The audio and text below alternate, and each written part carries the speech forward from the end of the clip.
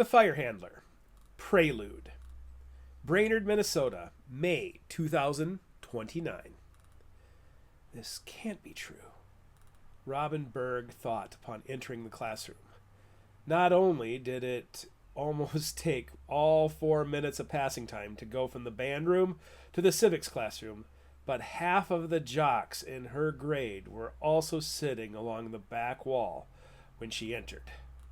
Robin looked down and took one of the seats in the front row for the third hour of freshman orientation. The awful gauntlet of middle school ended in a few hours, and the possibility of change in high school provided little hope.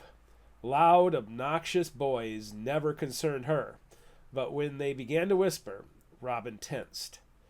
The teacher still stood in the doorway, leaving no protection from softly spoken words. Is that a boy or a girl? Do you know her dad is in prison?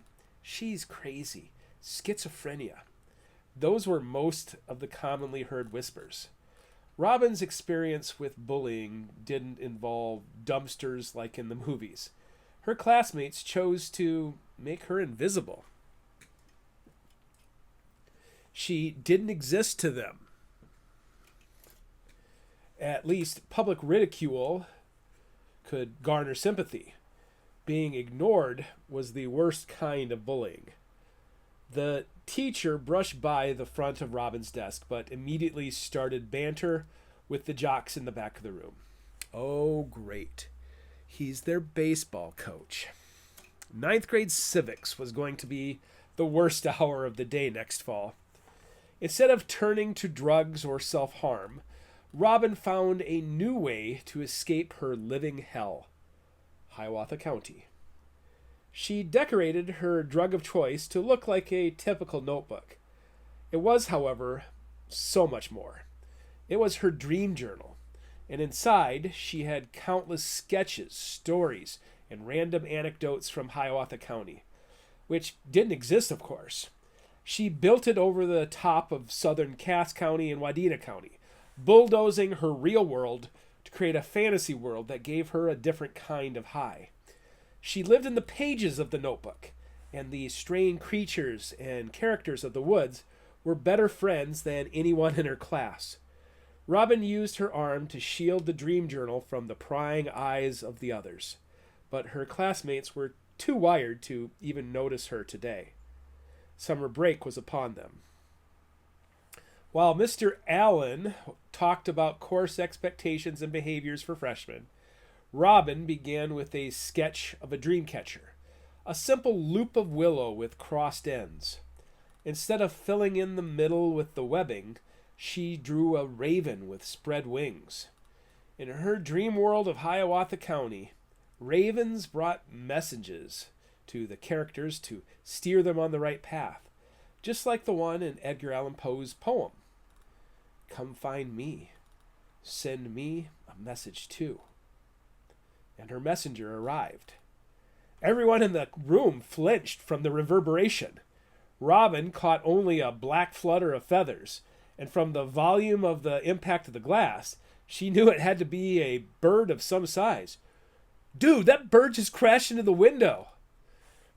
The moment Mr. Allen stopped his introduction to step toward the big window, half of the boys jumped to their feet to see for themselves. You could see where it hit the glass.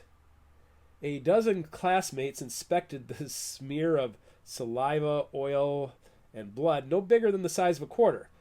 But with no sign of a bird, Mr. Allen quickly ended the chaos. Okay, back to your seats. Robin rose to get a peek for herself before everyone sat down. Past the big window, Brainerd High School's sports complex included open grassy fields, a tennis court, a baseball field, and football field, all tucked into a bend of the Gitche-Zebe, the mighty Mississippi River.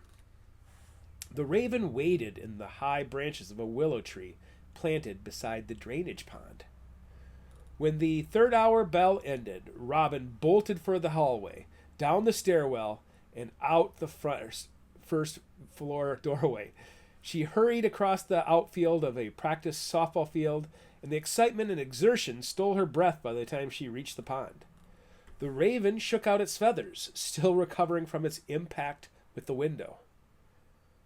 "Are you okay?" Robin asked aloud. The bird made a guttural rattle before barking out 2 clear syllables. "Robin." Holy shit. Robin turned back to the school just to see if she was being watched. It had only been less than a minute, and most of her classmates were shuffling between classes. But already, it seemed a world away. "Yes?" "Find us."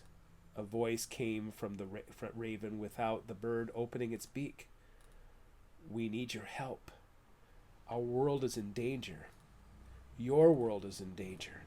Search your dreams, and you will know where to find Lily." Lily. 3 years ago, during her Minnesota history unit on early explorers, she read about Joseph Nicolet's 1836 expedition through the area.